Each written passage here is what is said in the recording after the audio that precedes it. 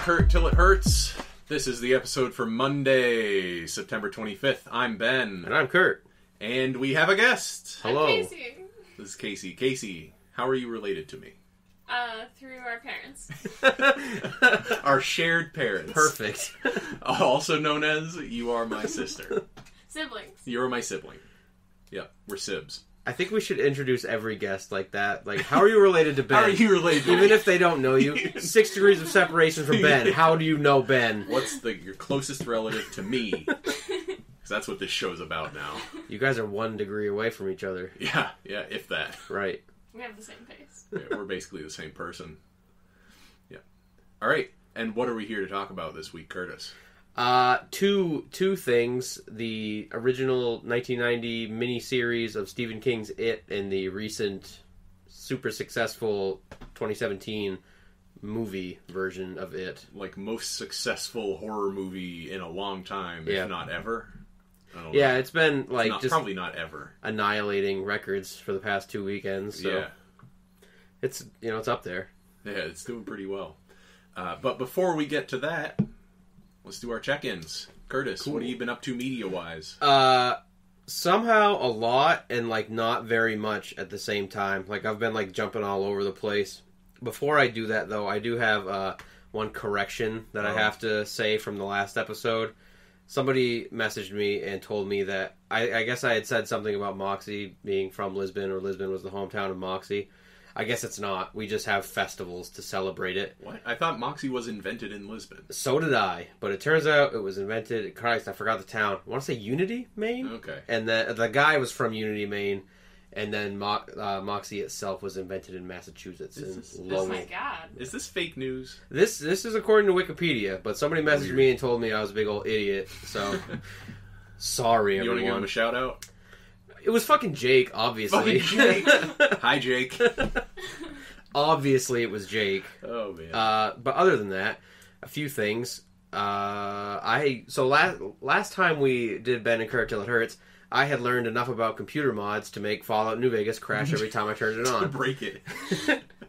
So I've gotten a little bit better, and I made it work enough so that I downloaded Project Brazil / New California, whatever that is currently titled, which is like the biggest overhaul, most famous mod for Fallout New Vegas. That's a total conversion of Fallout New Vegas, right? Completely different game on the same engine. Huh. So I learned how to do that. That was kind of cool. It was a little buggy, so I didn't play it much. Yeah. But supposedly, they're supposed to be doing like the very final... It came out like 4 years ago. Huh. But they're doing the final version of it like at the beginning of 2018, so I might go back to it. Blue Chip 7000 by Action Bronson came out. So far, that has been one of my favorite albums that I've heard all year. I've been listening to it for like 2 weeks straight. Mm-hmm. And then, what else? I have a bunch of stupid things here that don't matter.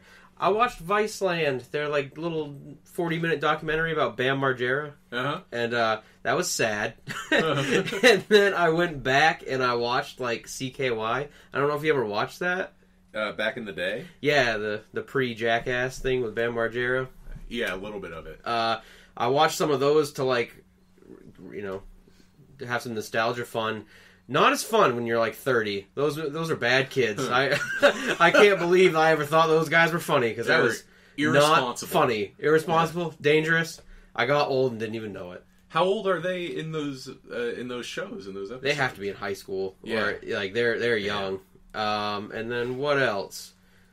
Oh, yeah, that's about it. There's a few other stupid things on here that don't matter, but that's mostly what I've been up to. Mostly CKY. Just mostly sad about Bam Margera. What's going on with him? Does he have that thing that boxers get where they get hit in the head too much? No, chronic traumatic alcoholism? Because he has depression? That. He really has that. He was on some show I was watching, and he seemed a little off. Something's weird about that guy. Yeah.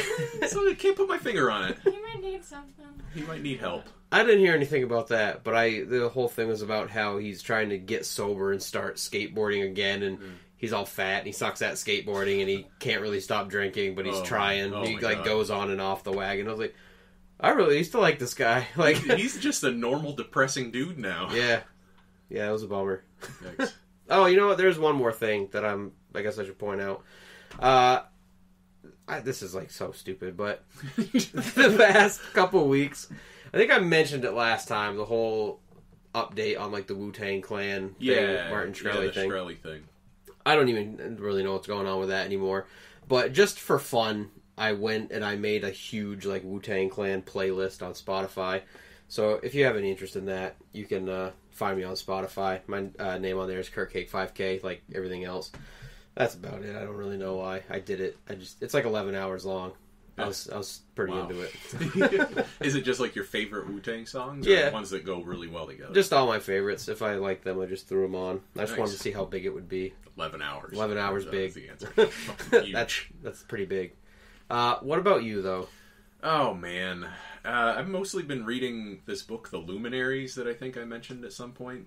This isn't really a book podcast, but it's really good.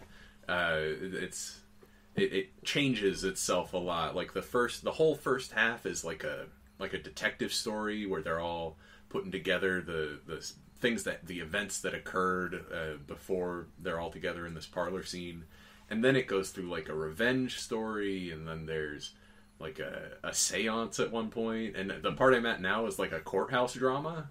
It's just blasting through these like 19th century literary genres as fast as it can. But for media, my biggest thing was probably this album by a guy named Richard Dawson. He's a British folk musician. The album is called Peasant. Richard Dawkins? Richard Dawkins. It's this book called The Selfish Gene. Have you heard about it? No, Richard Dawson, not the original host of Family Feud. Right. Different guy, young folk musician from England. And this album, Peasant, is just really good. The songs are complicated and at times scary. His guitar playing is like very physical, and it feels like something that maybe not that you would hear at the time, but it feels palpably medieval, I will say. It's a concept album that takes place in the far long ago, between like 700 and 900, I think he said. And I don't really know what the concept is or what the story is, but there's some real good songs on it. Richard Dawson, Peasant.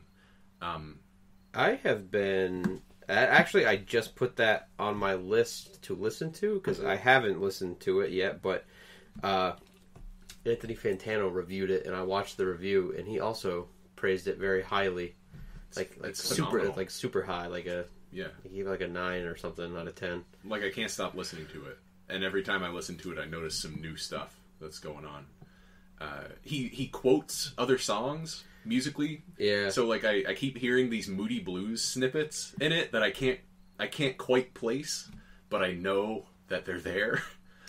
I think he said on that album there's a song with the concept of like falling in love with somebody on the internet and like realizing the fact that he may be being catfished and it's not even a woman, but he doesn't care because he has like such a strong connection that he's just happy that he has that relationship at all. Huh.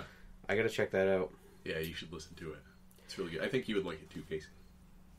It sounds interesting. Yeah, give it a shot. But yeah, that's about it for me. Casey, what's up with you?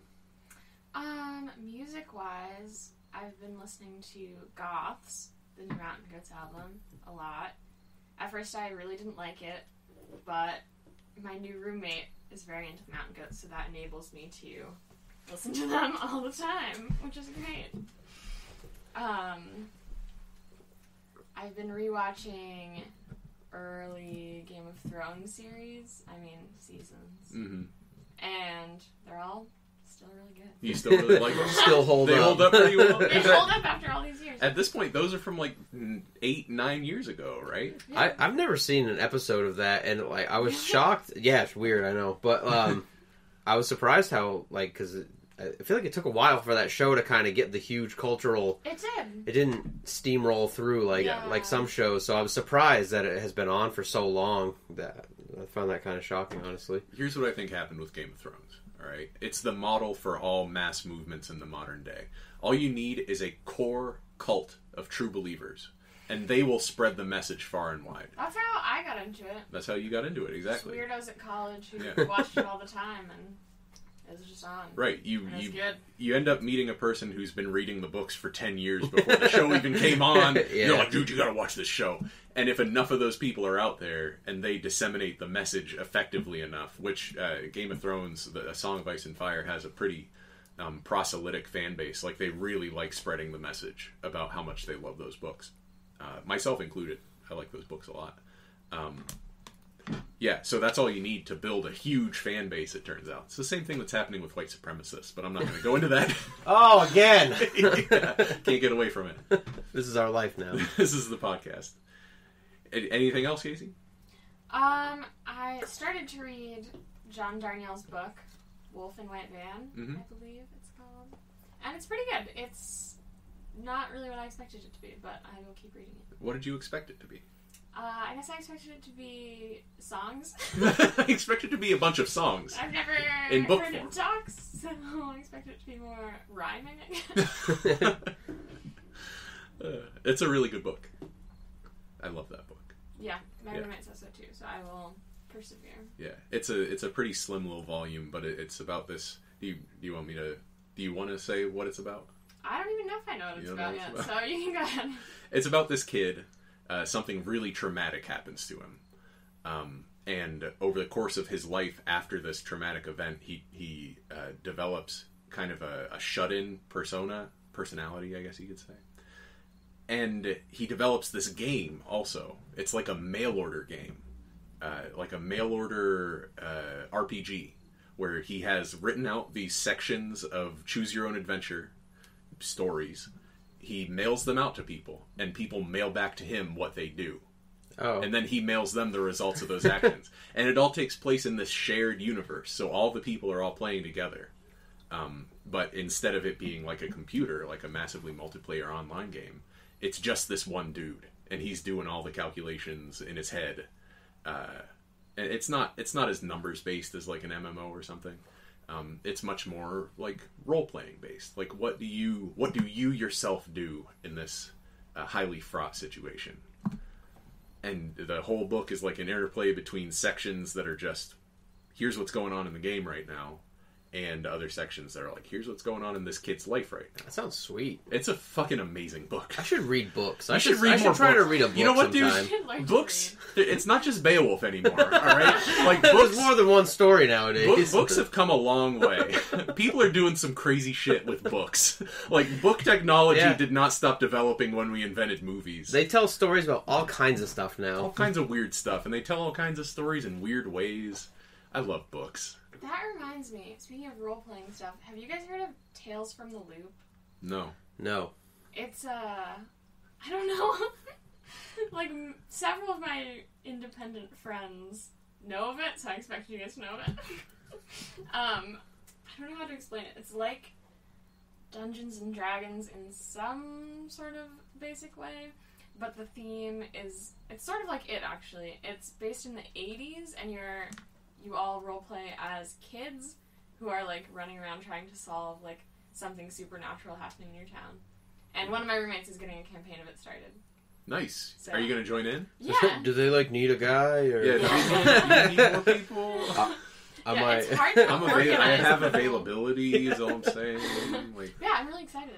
Yeah, that's super cool. Tales from the Loop? Yeah. I've never even heard of that. It's based on a Swedish artist's paintings, I think. Huh. I got old, Ben. We're no longer know about cool new things anymore. You're the young person in the room right now. What other young people knowledge can I bestow? Yeah. Tell us the tales from the world of the young. What's it like for your skin to not be falling off? Does your back hurt all the time? 'Cause mine does. Okay. So good check-in. Yeah. So we were gonna let's talk about it. Let's get into it. Let's get into it. Are you sure we can't just keep talking about Resident Evil 4? Because I would much rather do that, I think. So I take it you do not like this story very much because you don't seem to have enjoyed either of the adaptations. Well, I watched the remake first. I mean, I watched the TV miniseries first because I hadn't seen it since I was like 13, and I really did not like it. I liked aspects of it, but overall, it is not something that I would like I might watch it in like 5 years, maybe 10 years. And then I saw the 2017 one last weekend, and kind of the same deal, but I kind of expected more from it because I knew that the 1990 version was like a ABC miniseries, so I didn't have really high expectations. I had higher expectations for the new movie, and there were same thing. There were a lot of parts that I kind of liked about it, but overall I was very unimpressed, not a big fan of the new one. And I take it you really liked both.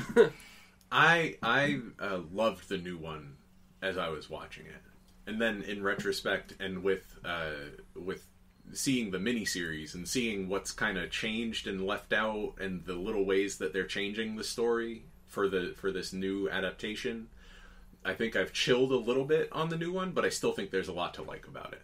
Like, I think the coming of age stuff works really well. I think Beverly is a really cool character in the new one, whereas in the original she like wavers. Not the original. I'm gonna say that all the time. When I say the original, I mean the 1990 adaptation made for ABC. We don't need an hour and a half of us just listing the different versions of this thing. I think that Beverly in the 1990 is terrible. Like, one of the worst characters committed to film. And I don't know if she's that way in the book, but I digress. Have you read the book? Yeah, sort of. Okay. I read it when I was a kid. Oh, right on. Yeah, when I didn't... I didn't. Not. I read it at a time when I didn't know how to read books for grown-ups. He read the individual words within the book. Yeah, I read each word in sequence, but I couldn't really grasp the connections. One a day. Started it when you were 12, finished it last week. Yep. Yeah. So that's my history with the book. I would like to read the book, because I think Stephen King's quite a good writer. But I'm probably not going to do it anytime soon. Yeah. To be honest. But yeah, Casey, what about you? What do you think of the new version of it? I enjoyed it. It didn't scare me. I was hoping it would scare me. But yeah, it was definitely more of a like coming of age story in it that I appreciated. A lot of the scariness, I wasn't sure if it was supposed to be silly, but it seemed very silly. Like, what scenes are you thinking of when you think of silly scary? Like, when he was dancing. When he's dancing in front of his decrepit clown mouth? Like, it might be because I worked overnights at a mental institution, and I'm impossible to scare. But a lot of it was very, very silly.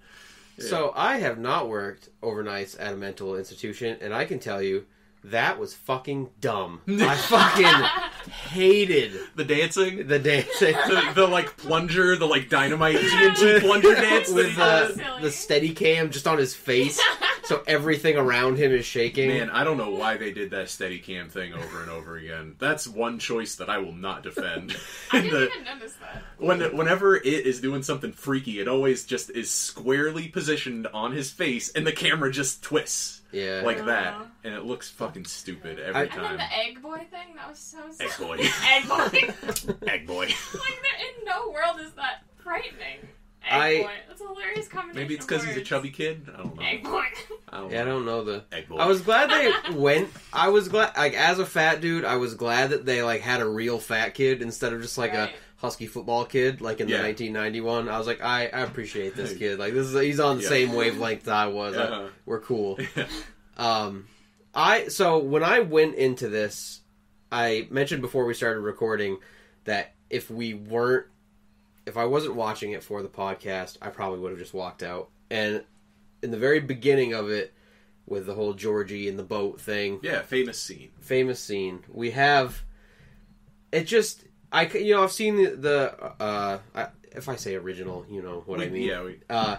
In the first one, you kind of see it, and it's a very famous scene. So in the remake, it just takes a hard turn where the big horrid-looking CG teeth, and I just expected him to just get pulled into the gutter. But no, the big monster CG teeth come out and bite half his arm off, and then blood is everywhere, and he's screaming and rolling around on the street. And I just think, as soon as that happened, I was like, okay, they're not going to take an artistic approach on this movie. They're just gonna do this for 2.5 hours. And boy howdy, they did. They did. They really just went for it. Yeah, but I kind of like that. Ugh. I kind of liked it, and I'll tell you why I liked it. Because it, in this movie, gets much closer to what I think it would actually be like. Which is that this is not a dude in makeup, right? Tim Curry comes across like a dude in makeup in the original adaptation. I like that better. What I like about this one is that it's like what you're seeing with the clown is not even close to what it actually is. Like the clown, Pennywise the clown, is the little dangling bulb at the end of the anglerfish's fucking line, right? And when he draws kids in using that facade, and then the actual monster, right? Like a real classic kind of monster too. Like an animalistic kind of monster, a real beast comes out after the facade is dropped. I kind of liked it. I liked how sometimes I think Pennywise in the new one is probably my favorite part of the new one.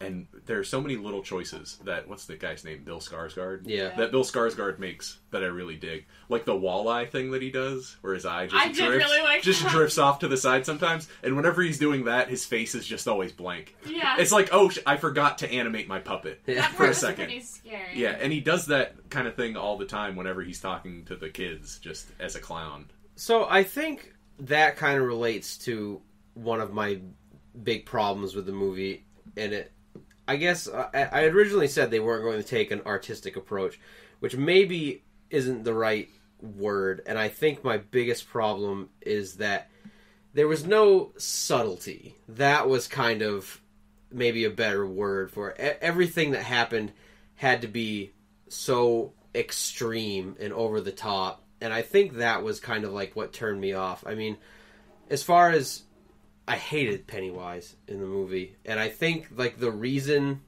that I hated it was because there was no subtlety. He was really scary looking and very unsettling and creepy. Like his eye wandered and he drooled a lot. Yeah.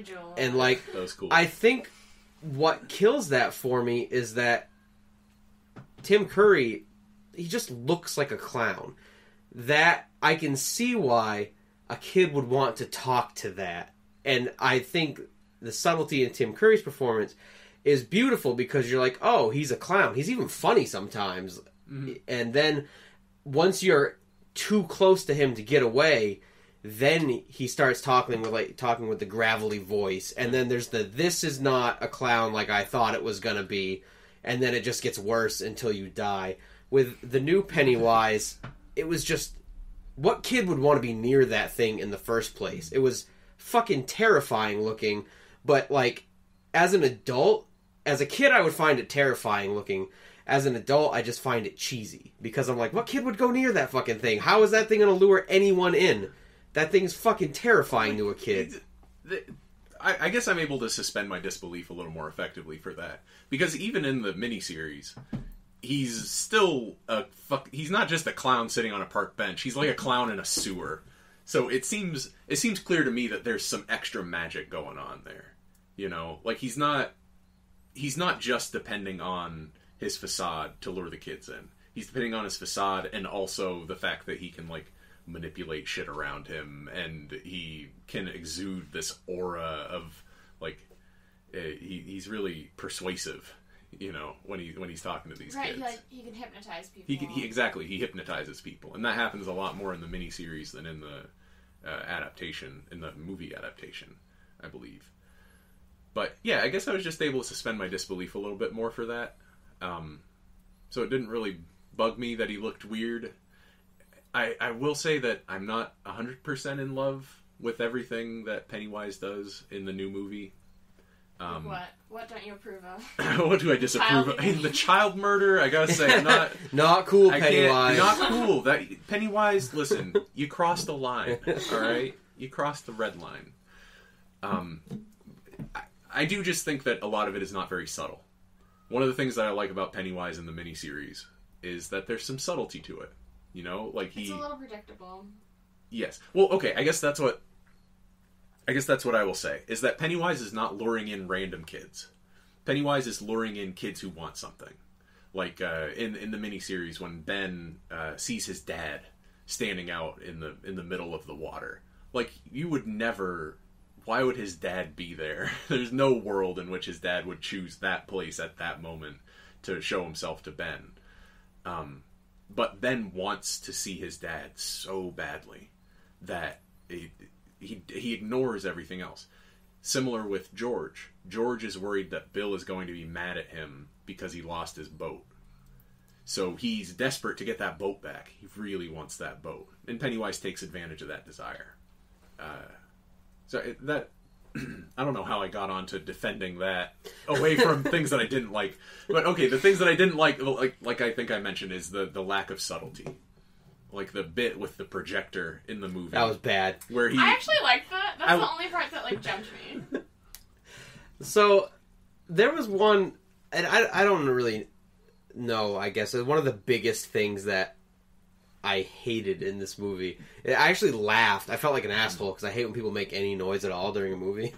I laughed a bunch of times. I laughed when they're going down, they're in the sewer, and the kids literally fucking float. I was like, they literally float. That is the fucking...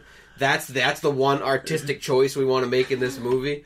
And I think it just completely ruins that imagery, because the reason that works so well is because, like, a balloon floats, but so does a dead body when it's in the water. And I think that play on words is really cool. Of, you know, you're not lying to a little kid when you say you'll float down here, but you're not going to float like a balloon. You're going to float like a dead body. And that is really cool. Yeah. And then, so when they're down in there and there's like this big trash pillar and like 15 floating kids in, like, I don't know if they're dead or just in weird... It was way more than 15. Dead coma kids or whatever. Because that's all the kids. I was just like... Kids that he ever killed. It was just... Come It on! looked fucking stupid. It looked fucking stupid. I didn't think stupid. it looked that stupid. Hey, it was, but I think I get what you're saying, Curtis. It was like they took this little turn of phrase that's really effective and horrific because it makes you imagine, like, what does it mean for a body to float? What does it mean for you to float after you're dead? There's the physical act of floating, but floating also suggests that you're not going to go wherever dead people go. Your soul is going to be trapped inside of Pennywise's fucking deadlights or whatever. But then to see the literal floating dead bodies, I was like, all right, you took one of the few pieces of metaphorical language that you retained in this movie, and you turned it literal. I don't know. What are your thoughts, Casey? I wasn't bothered by it. I didn't even notice the connection between floating and floating, actually. No. Yeah, I didn't think of it as floating. I thought of it as, like, being suspended in the air. Huh. But I guess it's the same thing. Oh, and that's another thing, is that in the miniseries, Pennywise strings his victims up by a web, right? So I wonder if the floating bodies in the movie are supposed to represent some kind of metaphysical web that the demon Pennywise has created around this clown mountain. Is it like a spider web? Is it part of the spider thing? Yeah, it's part of the whole spider thing. Okay. Yeah. We'll get to that whole spider thing. The spider thing's a good choice, Curtis. Boy, howdy. I don't care what anyone says. I don't care what everybody on the internet says. I don't care what everyone ever has said about this movie since that. Everybody on the internet also thinks that A, the first part of the miniseries is better, and B, that the kids put in anything other than the worst performances of their respective careers. So... They talk past. It's like Clerks. It's like the thing we were talking about with Clerks. The kids talk past each other. I say this, and then I say this, and then I say this. They're not talking to each other. They memorize their lines. I fucking hate kid actors. I'm gonna open a soda real quick. Yeah, I will say there. So one more thing that I really didn't like about the new one, and then I do have some good things.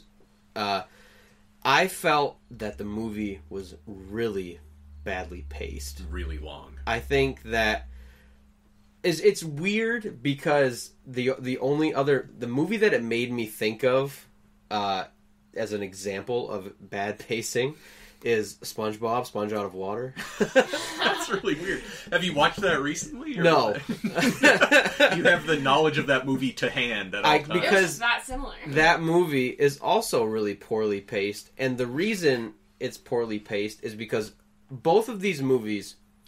Okay, SpongeBob is an hour and a half long movie based on content that is usually in an 11-minute span. And it is a 2-hour and 15-minute movie, and a regular normal movie is about 90 minutes. So it's a lot longer than your average movie. So when you take something that has a usual format and you stretch it out that much, you can't just follow the same beats as you would in a normal episode or in a normal length movie. And that, I think, was the biggest problem for me with this movie, was that it was as deep as a regular length movie, just drawn out. It was just a long... It just felt long. I was literally tired from jump scares. Like, I was just like, oh, yeah, that was scary. He jumped right out there. I kind of got that, too. Yeah, and you get fatigue. There were a lot of things I didn't like about this movie. But there were some things I did like a lot. And I really liked the kids. I will say that I think the kids were all great. I hadn't thought of it as a coming-of-age story until you guys had said that. But that, I think, is a great aspect of that movie that works. I also think, as a guy who used to be a middle school boy / ninth grade boy, the dialogue between those kids was some of the most realistic dialogue between any children actors in a movie I've ever seen, because that's pretty much what it's like to be an 8th grade boy. They really captured it. It's all just dick jokes and the beaver trap mom line. jokes. That was so funny. Gold. Yeah. Still is. Am I right? I thought they were great in it, and the one thing that I liked about it too was, I have this in my notes weird because I had planned about talking about the other one first. Oh, but that's okay. I think they do a great job of getting you as emotionally connected to the characters, the children, but without giving each kid the amount of time they get in the miniseries. Because in the miniseries, like, I feel like each kid gets like a half-hour segment of them. It's not quite that, but maybe it's because that movie's long and boring. Well, it's like the first half is all the kids, right? And you're going through one by one and seeing what happened to these kids to get them interested in fighting it, and then the first half of the miniseries culminates in them actually going in, performing the ritual, and putting it down for an early hibernation. So basically, I felt as connected, if not more connected, to those kids in the remake as I did in the original, but they also shaved 45 minutes off the runtime of the two miniseries. And I think that that was really good writing to get me that connected to those characters without all that segmented, this is this kid and this is why he's like this. And so the reason they were able to do that was because they fucking eliminated two of the characters almost. Like, Mike might as well have not been in this film. Yeah. And I'm fucking pissed about what they did to Mike Hanlon. It's inexcusable. Which, I'm trying to remember which one was Mike Hanlon. Mike Hanlon is the black kid. Oh, right on. Mike Hanlon is supposed to have all the shit that Ben does in the movie. In the movie, Ben takes care of all the history stuff, because he's the new kid and he's interested in the history. In the original, Mike Hanlon has this book that his dad gave him that has all the photographs. So he knows. He's the one that has figured it out. He's like, every 27 to 30 years, bad shit happens in this town. Mike Hanlon, man, his character was decimated. I wonder why they changed in the movie. that. I don't know. I really don't know. Racism? Yeah. Like, we've got too many kids. We can't give them all the time that they need. So you need to consolidate some of them. But if you eliminate the black kid from the cast entirely, then you're overtly racist. If you just remove all of his defining character traits and important roles in the story, the most important thing he does is act as a butler for the group by, like, holding the rope while they all climb down it.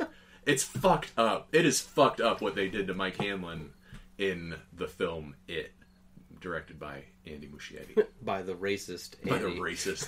Noted racist and I had not made note of that, and I feel like I would have to watch it again with that eye to be able to make that accusation. He does nothing.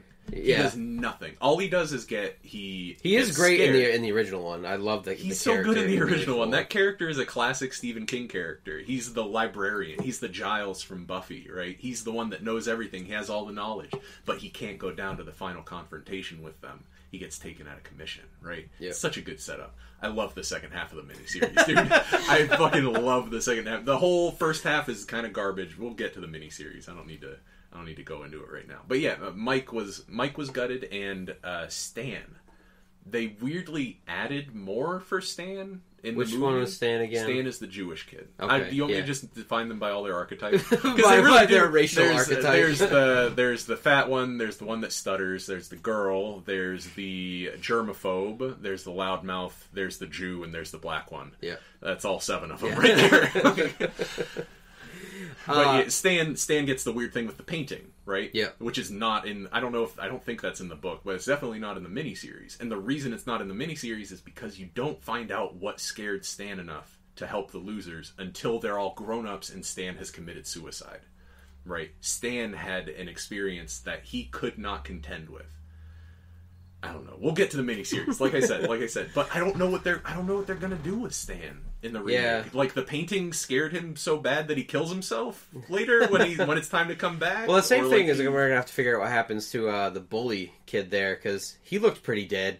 Yeah, he fell down that fucking hole. Like an 80-story well. Yeah, and then Henry Bowers has like a really... banged off the walls a little bit. Yeah, he looks super dead. He has a really important role to play in the second part. So yeah, what are they going to do? Well, he was at the time possessed by it, so maybe that made him stronger. Maybe. Like it. You know what? You should be a writer for this next movie. You should get on the set. I'm on board for that idea. Yeah. A couple other things that I liked a lot about the new one. There was a lot of Easter egg type things in it, which the scene in the basement of the library with all the eggs, with all the eggs, egg boy. Literally, good point. There was a reference. I had noted. I haven't read the book, but I know some of a little bit what goes on. The turtle thing in the book. There was the turtle thing, which is pretty cool. And half the reason that I want to read the book is because that's one of my favorite lore, legend things ever, where it's just everything's on the back of a big turtle. There's a giant floating turtle island that submerges, or the Earth is on the back of a big turtle. I trust that turtle. Yeah, no. That turtle's done me well so far. It's just turtles all the way down. Yeah. And I believe when they're in the clown room, I believe there's a Tim Curry Pennywise painting or something. When Richie's in the clown room. Yeah, so there was some cool stuff like that. Yeah, that was a cool little call out. The other thing that maybe was just my own interpretation, but in the new movie, all the stuff that Pennywise does, or all the horrific things that happen, seem to be ignored by the adults. And I think in the miniseries, kind of especially the thing with the blood in the sink and everything, and in the library, I get the impression that in the miniseries they were going at this a grown-ups can't see this, so we need to do something type thing, where in the remake I think they were going for the grown-ups know that this stuff happens and they're ignoring it, and we're just going to hope that it goes away. And I like that approach a lot more than in the miniseries. That's how I interpreted it, because I think that with Beverly's dad in the bathroom that is literally covered floor to ceiling with blood. That might actually be a flaw in my theory, but I think with Ben in the library seeing the balloon go by and stuff, and when the old folks drive by in that car and they see what's going on, and they're just they see Henry carving that H into Ben's tummy. Yeah, I think that there's a deeper horror recognized by the town in the new one. Yeah. Okay. Do you think they respect it? I think that I interpret it as they know it's there, but their hopelessness has just caused them to just ignore it and acknowledge that it happens. And okay, fine, well, everybody go inside by 7. Don't go to these areas. Don't go down to the sewers. I think they just kind of whitewash their town, acknowledging that these horrid things happen, and just ignore it, and it goes away, and it happens every once in a while. But you'll probably be okay. We just get through it. It only happens every 30 years. Yeah. So, like, I guess it happens the sense that once, they were- maybe twice in your life. Yeah. Is this thing going to happen? And you don't need to... I thought all the adults were somewhat hypnotized by it. I kind of got that same impression. Yeah. Or it's... The thing that's really cool about it, to me, is that it is a full-blown metaphor, right? It is a great monster metaphor. In my opinion, one of the great monster metaphors of American horror literature. It represents... The reason it's difficult to draw a line between the effect of it, any kind of hypnotic effect that it is having on the town, and just regular grown-up ignorance of childhood problems, and willful ignorance of childhood problems, is because it represents willful adult ignorance of childhood problems. That is the metaphor that it is drawing. It is the banality of evil, right? It is those grown-ups driving by when Henry is trying to carve his name into Ben's stomach. It is also Mr. Ross going inside when Beverly is being tormented by Henry and his gang in the miniseries. It's a very similar moment. Whether or not it has a causal role in making those events happen, in making those grown-ups turn away, is, to me, sort of immaterial. What's important is that both of them are happening, right? This is a town that has the normal, small-town, adult ignorance of children's problems, mixed with getting slightly more extreme every 30 years, right? And just amping it up that little extra bit allows Stephen King in the story to shine a light on this horror that kids have to face all the time of thinking grown-ups aren't going to believe me. Yeah. Why would I tell the grown-ups about me getting bullied at school? They're not going to want to deal with it. They're going to think I'm overreacting. They're going to think I'm making shit up for attention. I love this story. I need to read it, and it's hard for me to commit to reading something that long. I don't read books now, let alone long books, even if they're not complicated. But I feel torn because on one hand, I feel like, man, I should really read this book because I feel like there's a lot I would enjoy out of it, and I think for both interpretations of the film, both versions of the film, it's another weird movie comparison, but I feel like they're similar to like Harry Potter movies, where it's like you can watch those movies and enjoy them for what's going on, but if you have the understanding of the book, that's really like you know what has happened to lead up to this that they can't fit in a movie, and I feel like there's a much deeper, enriching story if you've read the book. But at the same time, I don't think you should have to read an 1,100-page book to be able to understand a blockbuster. I think that it goes both ways for me. And that was one of the things that I really didn't like about either version, was that I feel like there's a lot of assumed knowledge. Like, you're watching this because you've read the book. I don't think that's the case for the movie at all. I think that might have been the case for the miniseries, but I think the movie, they changed a lot of shit to specifically appeal to people who haven't read the book. They turned it into like a happy-go-lucky children's, when children kill the demon thing. I think that the movie had me asking a lot of questions that, never got answered. And I know that in a horror movie, you're not always going to get those answers, but why is the town cursed? How did that happen? Why is it a clown that it uses to dangle? That's always a weird thing for me. If you have this timeless monster, why does it choose a 17th century, clown? Wouldn't it be something older or more relevant? That's a weird, time frame to pull from to lure people. The thing with they do go into the history of Derry a little bit, right? Where in the 1600s, all those people disappeared, and they found a trail of bloody clothes leading up to the well. I believe that's in the new movie. That is. I just assumed that was part of the curse, not the cause of the curse. That's not the cause of the curse, but that is the first recorded instance of the curse. So from there, I feel like I can piece together enough of the clown's history that I don't have a clear idea of it, but I have enough of an idea of it for me to be able to suspend my disbelief, like I said before, and say, all right, that's good. That's the good other enough. thing that I kind of... is just 27 years is a really specific number, which is not addressed. And I don't why is it 27 years? why. It's just, I don't know. It just seems like sometimes he always kills kids because he feeds off of their fear. Like that, I understand. But like this is book knowledge. Okay. I don't need to go into and that's kind of what I'm saying. I don't need to go into why there's- exactly he kills kids. I mean, maybe we don't, but these are still questions I ask, and I think when we had been taught, it made me think of Kill Bill, because that is another movie where in the first movie, all action, no questions are answered. In the second movie, all the plot is in the second movie. And for me, I watched Kill Bill and I was like, I need these answers. And then you get them. And when I watched it, I was like, I fucking hope they're going to answer some of these questions that I feel like are glaring, like staring me in the face.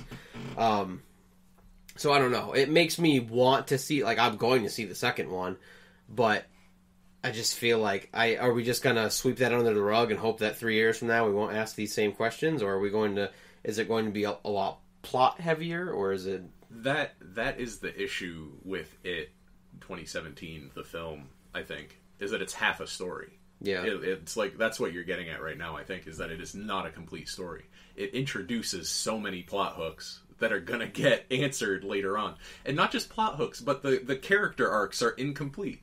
Because the story is built around the horror of being a grown-up, remembering your childhood, and finding out that fucked up thing that you thought didn't happen. For years, you thought that couldn't have happened.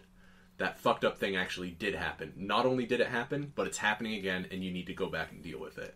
The grown-up side, for me, is like, the kid side is cool and all, but it's very 80s. It's very, in that sense of like, oh, in the 80s, we're all, for some reason, obsessed with kids getting into groups and solving problems. Yeah, we are. Yeah. Just like a classic Goonies movie. Exactly, or E.T. Well, all right. But without the second part, without the fulfillment of all that promise of the first part, you're left with half a story. And the half a story is enjoyable in the sense that it's like a hangout movie where, like, the Avengers, you know, the characters in the Avengers don't have an arc. They are just characters, and you just kind of hang out with them for a couple hours. They had arcs, though, previously. What do you mean? Like, each Avenger had a story arc in a movie building up to that movie. Which I think guess that's true. Is part of the problem, is that we have to assume or hope that they're going to answer these questions. And sometimes, I mean, a bad sequel is a pretty common thing. Sometimes that just doesn't happen. So I feel like how good the second one is, that's actually a great point, that it's half of a movie, half of a story. Because I think calling it a sequel is kind of even inaccurate. That's it's also a good point. And I think story. Depending on how well the second half plays out really will affect the quality of the first one. But here's what makes me skeptical about the second one being any good, is because these two movies were obviously not conceived and executed in harmony. If they were, they would have already cast those grown-ups, and the grown-ups would have appeared in the first one. I'm really worried that there's gonna be some incoherence between the two halves of this story as depicted in 2017 and whatever it's gonna be 2019 by the time the second one comes out. I'm really worried that they're gonna drop the ball on that front.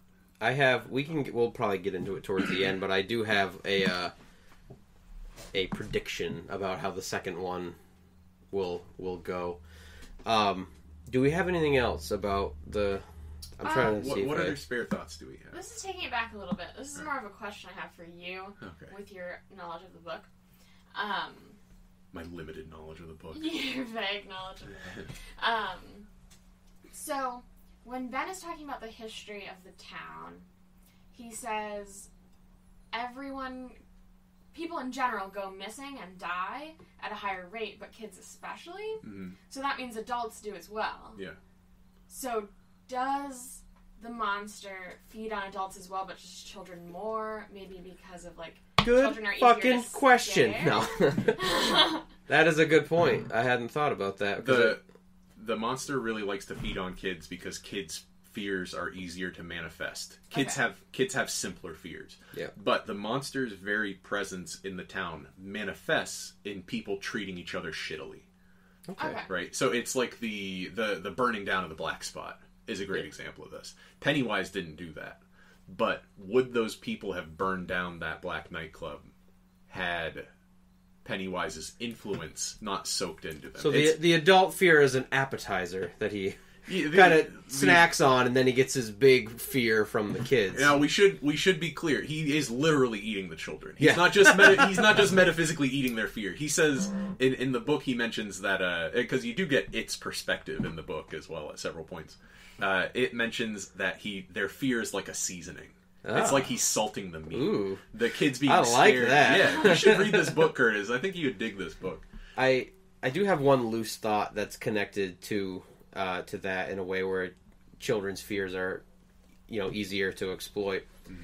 I think that was one thing that it makes sense in the movie and it makes sense in the book. Like, it's a good idea. I just don't think it was executed well, where they kind of have this, like, why are we seeing all these different things? And then they come to the conclusion that it picks what you're most afraid of and uses it to scare you. And that makes sense, and that's a really good idea.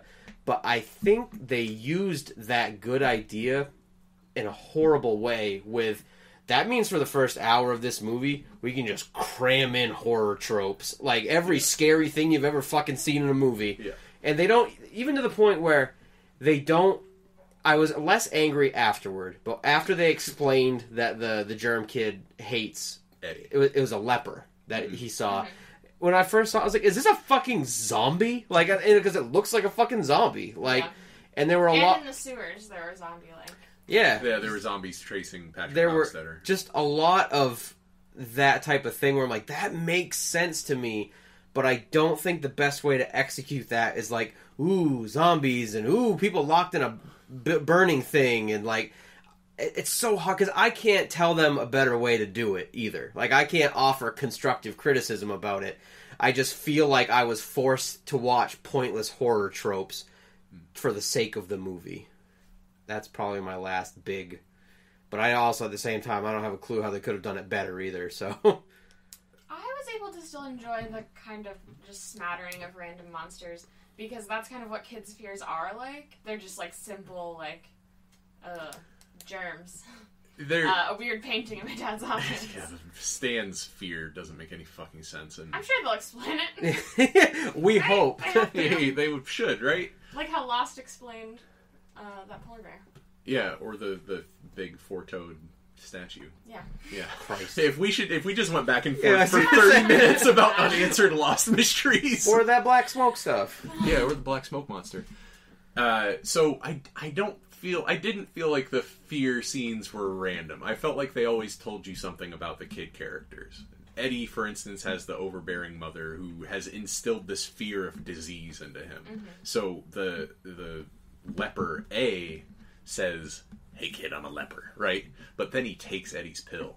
Yeah. Takes it from him.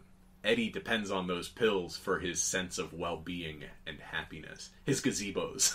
One of the best fucking jokes in that was movie. great. Yeah. They don't do anything. They're gazebos. Yeah, Eddie, like we said, all the kids deserve accolades for their performances in this movie. They were wonderful. Good. But, so you've got that for Eddie. For Richie says that his fear is clowns. And he's in a room full of clowns, but the clowns aren't what really scare him. What scares him is the coffin with his name on it. Yeah. So we get from that Richie is using the clown thing as a front to hide his true fear. Just like he uses the front of comedy to hide his fear in situations. Richie is worried that he's going to be the next kid to go missing. Which makes sense for, like, a loudmouth trope, because that kid would be, exactly. So loud because he wants attention. He doesn't want to be lost or forgotten. Yeah, he engages in risk-taking behaviors as well. So it's like, well, what's going to happen to me? And I like that the movie, which in general is not very subtle, but at moments is subtle. I like that it took that moment to be subtle about that and to actually make you make that connection. Like, what's Richie scared of? It's not clowns. All the kids are scared of a clown right now. Yeah. Right? I would be too. I would be too. This one freaky-ass clown.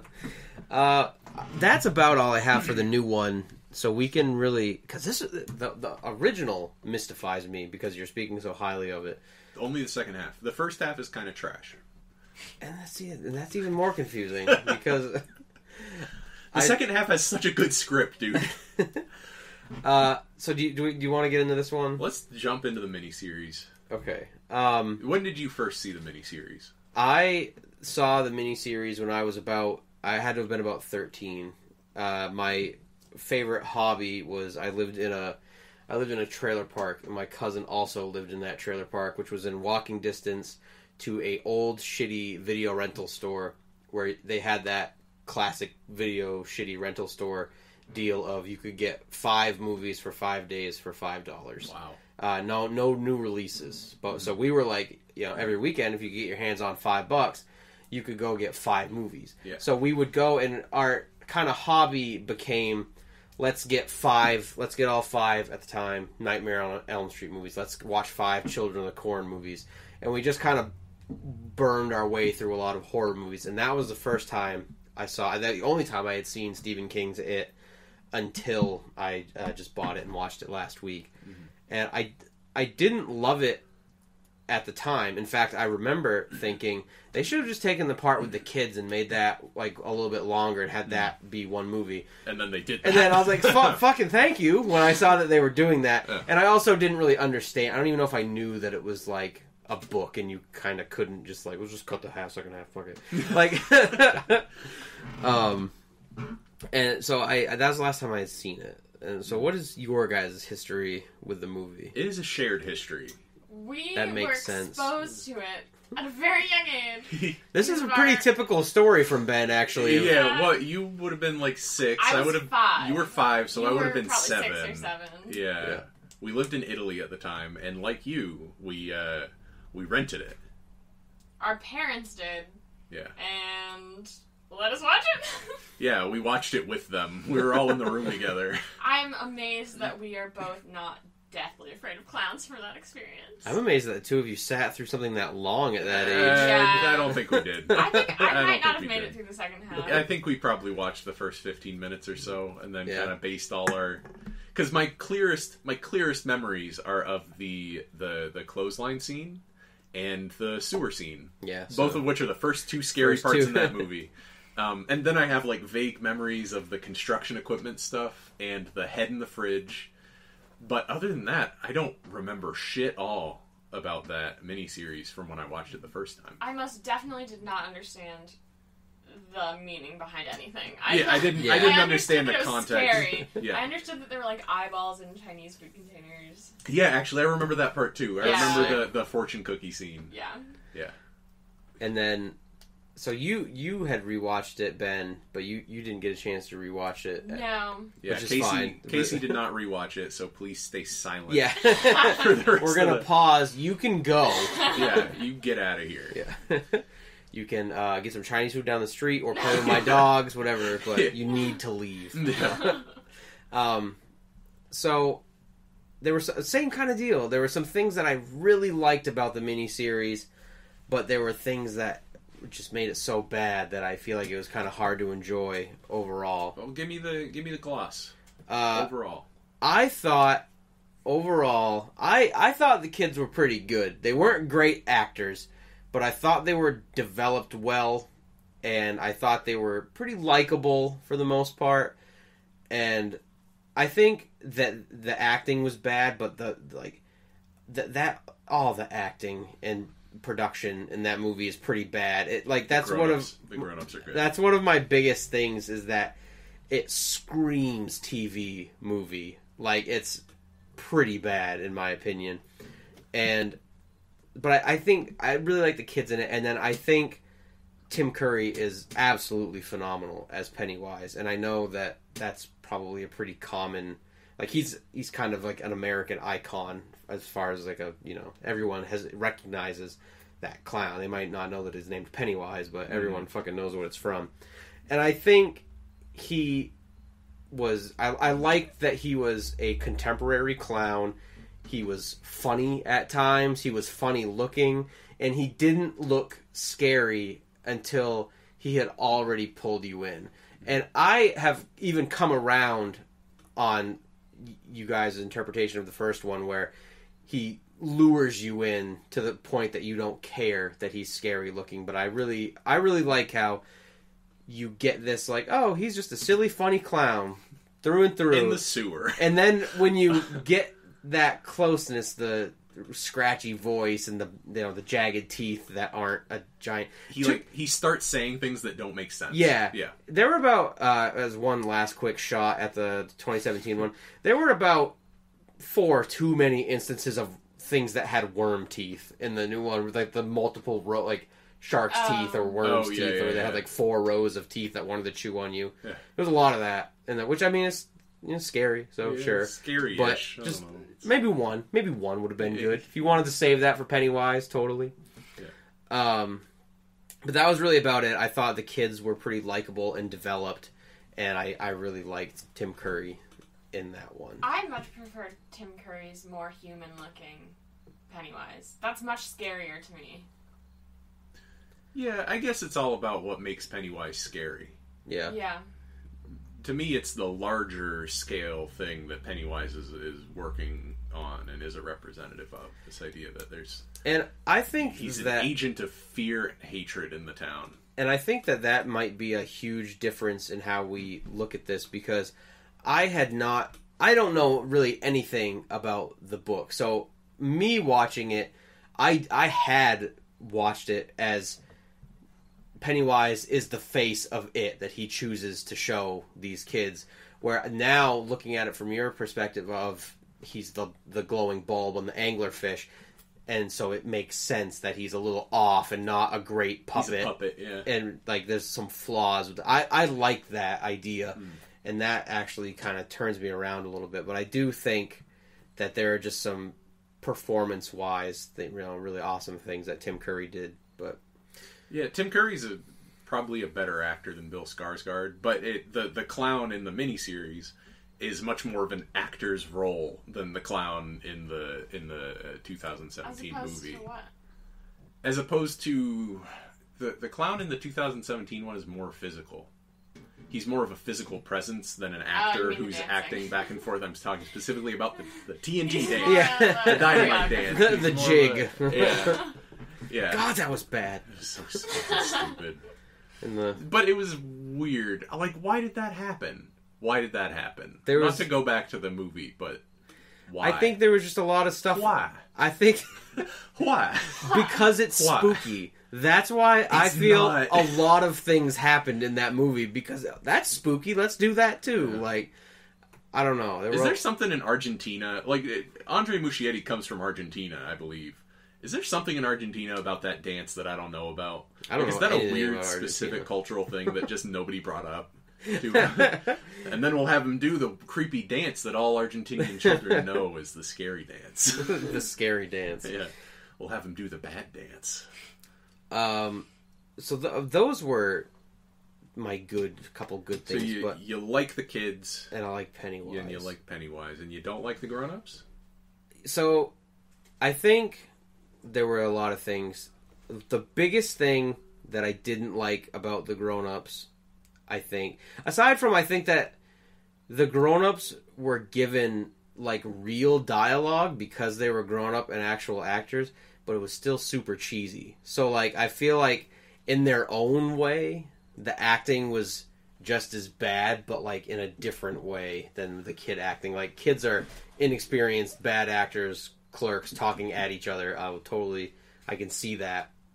But I just think that it was just a TV movie with not awesome actors. And I kind of, maybe I would expect more from grown-ups, I think. And I think it was too fucking long. I know it was a mini-series, and that's like one of the hardest things to compare these two is I feel like where they're not the same type of thing, that it can be hard to like, you can defend something or excuse it based on the fact that, you know, it was okay that they did it in this, but not this, because this was a miniseries and this wasn't. But the biggest thing with the grown-ups was that the fucking just weird sexual undertones with what's her name? Beverly. Everybody was like kissing her and like rubbing her and giving her massages and just like she at one point says that she fell in love with all of them. Yeah, I was just removed from the movie because I was like, this is fucking gross. Like, and I know some of what goes on in the book, and I know that the less said about that, the better. That some stuff happens in that sewer, yeah. And Well, you got to understand, Curtis. It's perfectly reasonable once you know the context. Yeah. They were lost. Okay. Wow, I've been really hard on this there book. You go. Yeah. And I think that was kind of one of the biggest things for the grown-ups. It's like, God, I'm really sick of seeing everybody grope this person. Like, it doesn't... That was kind of a great example of an overarching, like, you really need to know what's going on in the book for this weird shit to make sense. That was, like, a long piece of it. And then there was a lot of small stuff, like, when the kid sprays Pennywise with his inhaler, and he's like, this is battery acid, and it starts burning his face. I'm like, why is that battery acid? He believes it.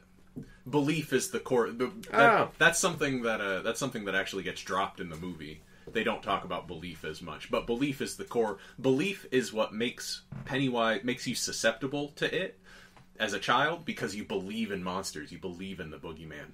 But belief is also it's not just togetherness or whatever the fuck like it is in the movie. Yeah. It's collective group belief in the tools that they're going to use. So the little silver turtles, the spray of his inhaler, all that stuff those are all just totems. And that makes sense. And I think that's why it's so unfortunate that is all just kind of like glossed over, assumed knowledge. That bums me out, because that makes sense to me. I felt like it came across pretty well in the miniseries. See, and I think that's what I like have about the that miniseries. knowledge. That's what I like about the miniseries, is that it's subtle. And I also don't know that I haven't retained anything from the book.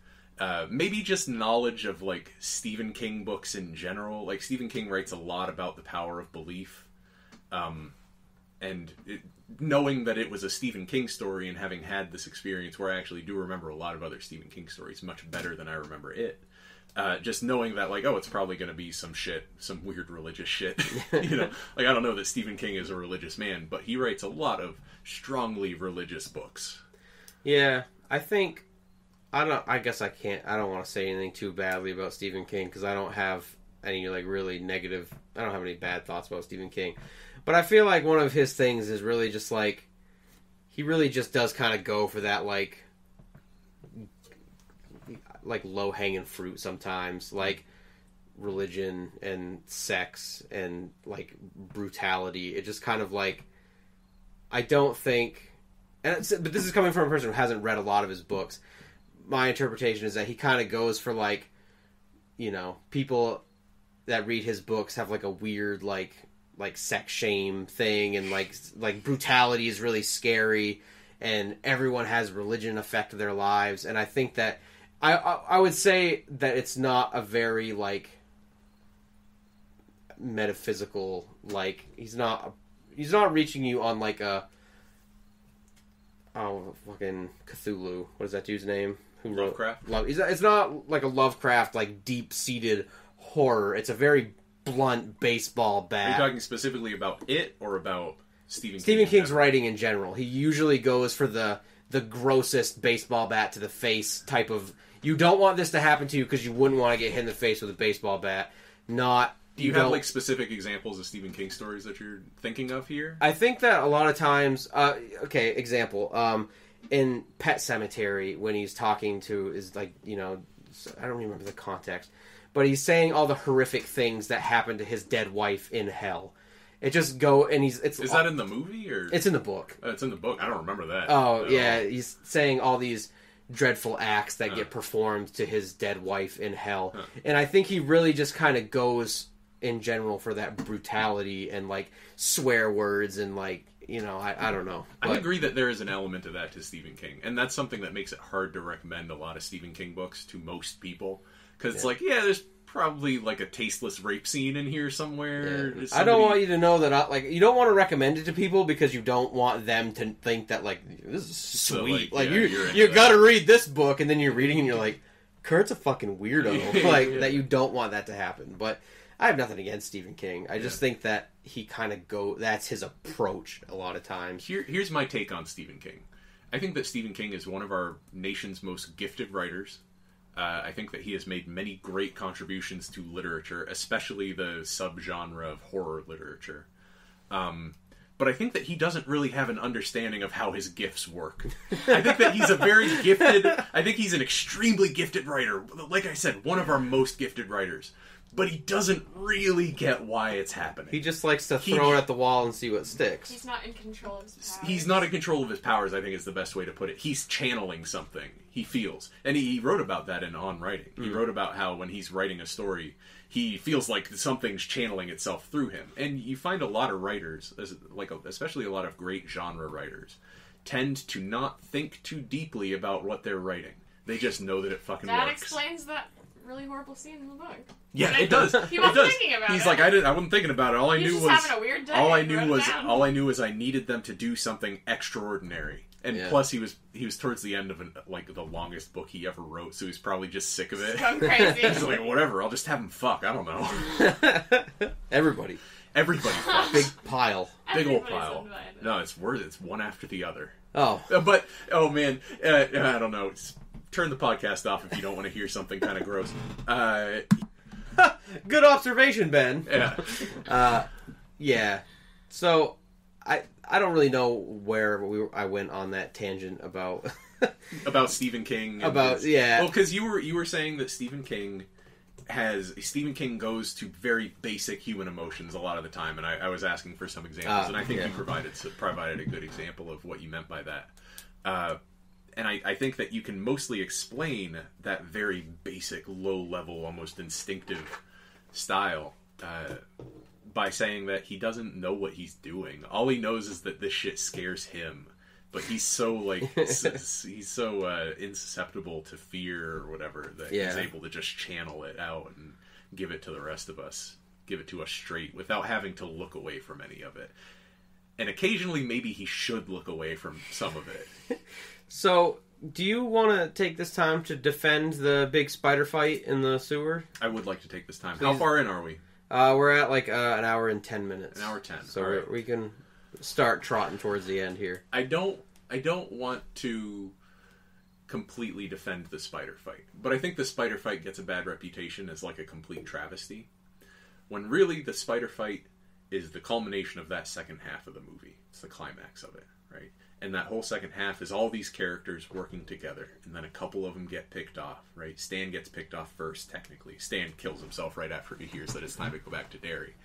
And then, Mike gets stabbed by Henry, so Mike, who is the person who knows the most, can't go down with them into the sewers. And then they go down into the sewers, and there's this fucking spider, right? I don't know. The spider looks cool. Curtis, what do you want me to say? I don't know what to tell you. I think that in the miniseries, they don't do a good job of telling you that it is this supernatural.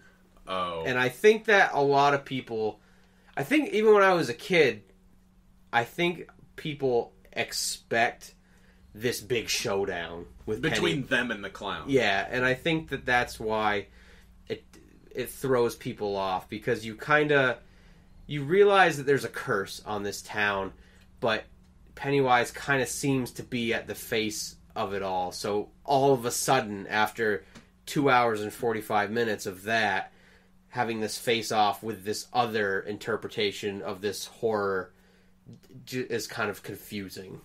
I think part of that is that you really need to pay attention to what the people are saying in the movie to be able to get the sense that they get. And I think it's easier to follow in the book, probably, because you're able to actually read these conversations that they're having a little more deeply than you are when they're spoken lines. And there are some things in books that just can't translate to film, and I think it might be the perfect definition of this is too big for a movie, even a 2-part movie. I think that this horrific thing happens and they make it go away, and then they all grow up and they become super successful, but they secretly have these really bad demons because they need to come back and kill this metaphysical monster for the final time. That's a lot. That's a big story, and it takes place a big weird fantasy story over 30 years Yeah. of. It's hard, I think, to It's do that intimidating. in a movie. I don't know why they keep trying to do it, but Money. I'm glad they. Yeah. I'm glad they did the miniseries at least. Yeah, I We'll think see. We'll see about the second half of this new movie. Stephen King's books are so... They're very different depending on the quality of the movie of their interpretations. And I do think that it might not even really be a compliment, but I think Stephen King's It from 1990 kind of falls right in the middle of, like, I don't think it's no Pet Sematary, it's no Carrie or Cujo, I think, but it's also, like, not... I'm trying to think of some really... It's no Maximum Overdrive either. Like, it's no real bottom-of-the-barrel bad Stephen King. Because some of his movies are Unwatchable. No bueno. Yeah. What I respect about the It 1990 miniseries is that they took this massive fantasy horror story and did a much better job than they had any right to do at translating the grown-up story side of it. I think they did a pretty poor job with the kid side. The kid side is kind of a confused thing because the 2017 movie has the benefit of being able to draw on all these 80s kid movie tropes. There's Goonies in there, there's Red Dawn in there, there's E.T. in there, there's all this shit thrown in the pot, and they're able to draw from our cultural knowledge of what those movies are like and what experience we should be having. The TV movie was made while those movies were still contemporary. Or just a little bit old. Yeah. They hadn't yet... A generation of children had not yet been raised into adulthood on those movies. So we didn't have those cultural archetypes that we now have for kids grouped together to fight an evil thing with the power of togetherness or whatever. Yeah. So the TV movie could kind of threw the kid side to the wolves. But the grown-up side is a really effective horror story. There are a lot of really effective, scary things in that movie. The scene in the library with Richie horrifies me. This idea that, like... Well, and it's very fitting for Richie, right? Because Richie is the loudmouth. So Richie's horrible place would be a library, obviously. Right? And the scary thing that would be happening is that it is sitting up on this banister making all kinds of noise and shit. One of my favorite parts in that whole mini-series. That was... really funny. And the balloons, like, lifting up and exploding in front of people's faces and, like, having their faces be covered with blood. And they do an okay job of pretending it doesn't happen. They go, like... they jolt just a little bit. That part's really scary. The part where Bev visits her house is really scary, and Mrs. Kirsch is in there. And then Mrs. Kirsch says that she, like, drinks a whole cup of hot tea, like, just downs the whole thing, and then says, go ahead, make sure you drink it while it's hot. Yeah. And that no budget. There's no budget involved in that. But it is so low-key terrifying that, I don't know, I find it really cool. I find it really cool how much they were able to do. What good justice they were able to do to the grown-up side of this seminal work of horror fiction being a genre that is very personally important to me as a grown-up. You keep saying grown-up. We are grown-ups. We are grown-ups. Did you know that in the book it's literally divided into Losers Club and Grown-ups? Grown-ups is the title of the... I feel like grown-ups don't say grown-ups, they say adults. Or I think it's not Losers Club and Grown-ups. It's 1958 and Grown-ups. They say adults. Yeah. Yeah. But there's something really appropriate to the story about calling them grown-ups. Okay. Because I think adult doesn't get at the process that happens as you grow up. Oh... You don't adult, but you do grow up. You do grow up. So I think it's appropriate to use the phrase grown up because it is all about growing up. It's all about those memories that you develop and then having to return to those memories when you're older, recontextualize those memories. Yeah, I love it. Christ, I don't know if I have much else more to say about it. I don't think I do either. Yeah. I will say that most people are on your side on this one, Curtis. Yeah. I went online and I read some reviews of the miniseries, and all of them, people are not kind to my point of view. But people do like the new movie. Yeah, do like the new movie. I'm on the odds against that one. Yeah.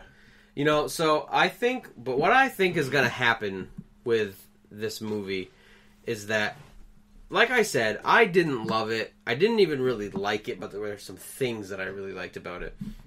And I would say that it's better than the original miniseries, in my opinion. But, like, still not very good. And I think what's going to happen is that when the sequel this movie was a fucking hype beast. Yep. Like I've been hearing about this movie for months, forever. I was driving to work the weekend that it came out, and I don't know if you saw this because it was in Lisbon. I'm pretty sure it was in a lot of places. People had bought red balloons and had tied them from sewer grates. Yeah. I saw it all fucking down the main drag into work, which was terrifyingly awesome at 4:30 in the morning. Yeah. Yeah. Oh, that's no good. And I think what's going to happen with this movie, or the sequel rather, is 2018 or 2019, whatever, it's going to be coming out in theaters. People are going to say, oh yeah, I need to refresh my memory and watch the first one. And then they're going to say, I didn't like that as much as I did the first time. And then the box office numbers are going to be devastatingly lower than people hope for the sequel. And that's kind of the path that I see it going down. Because it's really weird because the reviews that I've seen, you know how like, I haven't looked on Rotten Tomatoes, but you know how like websites like Rotten Tomatoes will show you like a critic score and then a fan score or whatever. All the critical ratings I've seen of this have been fucking home run phenomenal. But a lot of the fan, or just like, and when I say fan, I mean like people I know on Facebook and stuff, kind of were like, I saw the new It. It was pretty good. Like, you know, I saw like one person give it like a 7.5 out of 10, and just kind of like, I liked it. It was really good. And it's the mediocre kind of good. But I think that, like, but people don't realize that. I think when you have so much hype and expectations for something, and it's okay, but not outright terrible, you tell yourself, that was pretty good. Like, I didn't hate watching that. That was good. And then when you watch it again after there's no hype in 2 years, you're like, that wasn't as good as I remember it. And I feel like that might be what happens with this movie. Or maybe it'll grow on me. Yeah. But I don't think I would watch it again. I would watch it to see, in preparation to see the new one. Here's my prediction for what I think is going to happen with this movie. I think it's going to get Stranger Things. All right? That is Stranger Things. I think it is Stranger Things. Now, what happened to Stranger Things, in my opinion, is that it was like a wave of fury went over everybody. It was like, you gotta watch Stranger Things. What do you mean you haven't watched Stranger Things yet? Get the fuck away from me. Yeah, get on the couch, idiot. Imbecile. Take the day off, go you home. Dullard. Go watch Stranger Things. Who called you a dullard? No. Just himself. Yeah, that's all in my head. But who talks about Stranger Things these days? Fucking nobody. Oh, my roommate does. Nobody remembers or cares about Stranger Things But other he's the than only one. Which one? Jay. Jay likes Stranger Things. He just started watching it. Oh god. Okay. I feel excited to watch it again. But he's the only one. Yeah. And I think you had actually kind of changed. You turned me on Stranger Things a little bit, not to the point where I don't like it, but you had kind of said to me like, because I was like, it's fucking incredible. Everyone's got to watch it. You need to watch it. And then you had kind of, I believe, I don't want to quote you wrong, but you had kind of said like, it just completely washes over you, but there's really not much like substance to it. Try watching Stranger Things where you just watch one episode a week. Give it a shot. In fact, I encourage everybody to do that. I encourage everybody out there who thinks they fucking liked Stranger Things or thinks that Stranger Things isn't a huge pile of shit. Oh my god. I hate it. Wow. I hate Stranger Things. We double down. We need a button that makes a noise every time you double down. We need a button that says beat beat Ben. Yeah. Oh, all right's coming up. Neo-Nazis, beat beat Ben. Yeah, I'm gonna get like a little beat noise pad, and I'm gonna have like Ben brings up alt-right, and then like Ben makes Curt completely change his opinion on something that he was really strongly about, and then Ben doubles down. Play that double down theme music. So yeah, I'm not gonna go as strong as that again, but I would encourage people to rewatch Stranger Things, but not binge it this time. Give each episode the time to grow and the time for you to dwell upon it and think about it in the way that you should think about a work of art that you spend 8 hours of your life watching. You know, you should think about this. I mean, it was a Netflix series, so it was meant to be binge watched. But is that a good thing? A bad thing? Yes. I think it's a good thing. This is kind of where we differ, because I am of the opinion that I love that things like this are coming out, strictly because, you know, if you take an older series, it was a long, you know, older sitcoms, are, I say sitcoms, 'cause that's kind of what I had the most experience with. They're much more fragmented. Every episode is its own story with some, long stories. And once you saw them on prime time at 8 o'clock, you might never get to see it again. Maybe 5 years later you'll catch it in a rerun or something. But I think it's really kind of cool that we're approaching a time where binge watching it is so common that you kind of... Stranger Things, I appreciate it because it's 8 episodes or one huge movie. Ugh. And I like that you can... We're at a place where you can kind of do both. And sometimes it will work okay, and sometimes it will be really bad. And I think we kind of differ on which way of the fence that falls on. But I enjoy that, where it's like you could binge it and it would... a lot of people watched it all in one fucking day. And, I mean, I didn't, but I think that that's good. But I think it would take away from it if you watched one a week. But I don't think that means that one per week is the preferred way to enjoy, I think, a TV show. I think that's just the way it has been. Maybe not the best way. So I think about Stranger Things, and I try to remember, like, specific scenes or moments or plot turns that I really enjoyed and that I thought were well done and original and made me think about the story, made me reconsider the story, and I can't think of any. I try to think about moments that I enjoyed. I try to think about moments that I enjoyed in Stranger Things, and they're mostly visual tricks, like or weird things that happen, like when she's talking to her son by, like, what is she, like, painting letters on the wall or yeah, and then hangs the Christmas lights, putting up Christmas with the lights corresponding letter. Yeah, that's cool, right? But that's cool looking. Yeah. That's a neat idea. It's not a good or interesting idea, in my opinion. I also like all the stuff in the Unplace, or whatever they call it. Yeah. That's all cool looking. But I can't remember things that are actually character related that I really enjoyed. And I don't know if that's the case for everybody else. Maybe there are a lot of people out there who are talking about the character arcs of Stranger Things that I'm just not privy to those conversations. I don't remember there being really arcs, but I mean, they're kids. They're just simple little... It's an 8-hour story with no character arcs. Sounds great, guys. I wasn't bothered. Here's why I suck. Because I disagree. I loved Stranger Things, but I am super guilty of exactly what you're saying. I binged it. I don't remember any of it, but I know I loved it. Like, right. You just know, like, I kind of basked in good feelings for 8 hours. It's a hangout show. I really want to watch it again because I really enjoyed it. You should do that experiment. Watch it, but only watch one episode every couple days. It doesn't have to be weekly, but I can't possibly do that because the new season would be out before I finished. When is it coming out? October something. Oh. And there's no way I'm not going to watch that when it comes out. So, but it is a good idea. Yeah. That's kind of like a machete order type thing where it's like, try it like this. You might realize you have a different experience.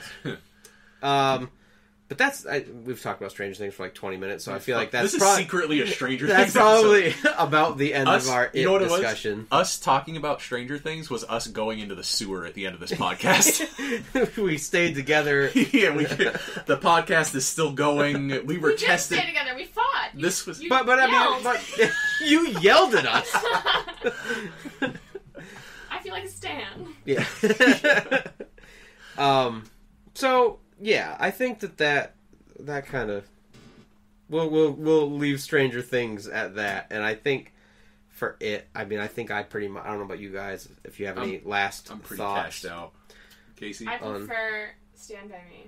I've never seen that. Stand By Me is great. I know. Stand By Me is a really good. If you like the Goonies, you like Stand By Me. If you like people coming together to do cool things, yeah. If you like a bunch of boys hanging out. Yep. Poking a dead body with a stick. Is that a spoiler? No.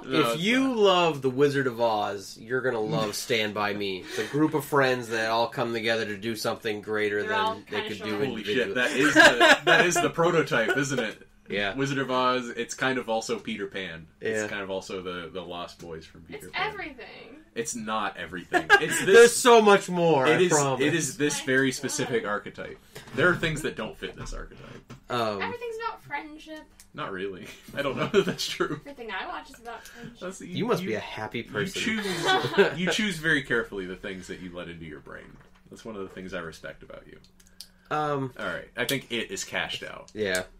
So for next time, this may have been poor planning on our part. Not really our fault. We couldn't have possibly planned. Well, we had the great name that was going to come up for the. Well, I think that I was saying how I was trying to get into the point of it sucks kind of that it came out in September because that means we had to review it in September, which was right before October. Which obviously, if you talk about media in October, you have to talk about horror media. So why didn't they release it in October? I think they wanted Here's my theory. Okay. I think that they wanted to get the word of mouth that comes from kids coming back to school. Yeah. So what you do is you market a movie throughout the entire summer. Kids are their target audience. Kids are the target audience for R-rated horror movies. High schoolers and college students all fall under the umbrella of kids. Yeah, I guess so you come back to college with your friends, and you've been seeing ads for it all summer, and you're like, hey, it's so good to see you. Do you want to go see a movie? It's out this weekend. Yeah. Everyone's seen an ad for it. Everyone's either like, yeah, shit, I'm really excited for that, or like, yeah, that looks okay. That's also a good, I think, a part of it too, or two parts of it, were that September in general is not like it's your blockbusters are all over with, but your generic horror movies aren't out yet, so it's August and September are a good month to put out movies that you think are gonna do okay. And then a lot of times an okay movie, not to say that it is just okay, but a lot of times an okay movie will do really good in terms of a movie that came out in August or September, because it's after your big blockbusters and before your holiday themed movies. The other thing is that this year has been like for really movies. Bad. This summer was this was like the worst year for movies we've had because of like. I'm honestly worried about Sony Pictures. There's been a lot of movie in a long franchise fatigue is the term getting thrown around a lot. Nobody wants to go see the 20th Marvel movie anymore. No shit. Yeah. Yeah. So I think that was it, but either way, now that we're going into October, we have to keep talking about horror movies, even though we. So if you are on this for video games and music, sorry. Maybe fuck off for a while. Yeah. You don't have to listen to every episode. I don't even want to do every episode. So, next month, this is a fucking solid idea, everyone. We all work together on this. I reluctantly contributed. We joined hands. And do you want to use our buzzword? Do you want to say the word? October is the month of the Texorcist. October, we are going to visit some perhaps understudied franchises. Yes. Maybe things that are not thought of as franchises. All right? Next episode, we're going to be looking at the Texas Chainsaw Massacre, parts 1 and 2. Episode after that, we're going to be looking at The Exorcist, parts 1 and 2. And then, in a bonus 3rd October episode, probably for around Halloween, we're going to talk about The Exorcist 3 and The Texas Chainsaw Massacre 3. It's going to be pretty good. At the height, it's going to be incredible. At the low point, it's going to be the worst. It's going to be we're going to be slogging through the sewers and flying through the clouds, guys. It's and the reason I think this is a good idea is because The Exorcist and The Texas Chainsaw Massacre are both iconic. Yeah. And then you kind of get lost after that. Those movies are iconic enough that some lackluster, fine, really good in some cases sequels just didn't make an impression on the culture at large. My favorite thing about... And I've actually never seen Texas Chainsaw Massacre. I've seen the remake when I was in high school, but I've never seen the original. What I like about these two franchises, if you want to call them that, is they're iconic and recognizable, and they've added a lot of great things to the horror franchise, the horror universe. I can't think of the word. The legacy of horror films. But they're not the genre. Thank you. They are not Nightmare on Elm Street, Friday the 13th, Halloween, Chucky. They're not that. They're not like American icons that everyone. I mean, Leatherface. I mean, I guess they are really. They Leatherface. Yeah, Texas Chainsaw and The Exorcist. And I would say are iconic. The girl from Linda Blair. Yeah. But I think they don't have the same. They're not as big. And as no one's making Leatherface versus Exorcist girl. They're not as formulaic, though. Hey, we're gonna be experts on both of these things after October. Yeah, after the month of the Texorcist. So we will make that crossover. Yeah, so we're gonna be doing that next time. Yeah. Is there anything else we gotta talk about before we? I just gotta do my little plugs. That's about it for me. Thank you for coming again. Yeah. Thank you for having me. Oh, that was just that. Oh man, audio shows. Whoa, that was some brother sister.